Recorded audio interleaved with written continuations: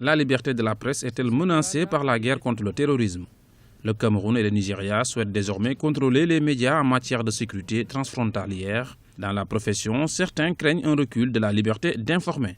Je pense qu'il y a deux façons de lire cette mesure-là. D'abord, j'imagine que les différents gouvernements du Niger et du Cameroun évoquent les mesures sécuritaires qui sont délicates parce que effectivement il s'agit d'une guerre qui n'est pas très maîtrisée et donc la diffusion des informations peut nuire dans un sens ou dans l'autre. Maintenant de l'autre côté, on se place du côté de la profession des journalistes, effectivement ça devient inquiétant. Il faut restreindre la liberté de la presse, l'accès des journalistes sur les sites de conflit et à certaines informations, ça devient problématique.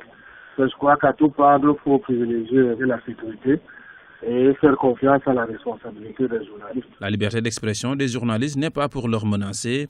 Toutefois, les journalistes ont besoin de la protection des militaires pour œuvrer sur le terrain des opérations. Je crois que c'est tel que j'ai vu jusque-là, l'armée s'organisait pour accompagner les journalistes couvrant le conflit. Et donc que cet accompagnement va être restreint, tout simplement. Mais je ne pense pas que les pouvoirs iront jusqu'à venir contrôler le contenu des médias.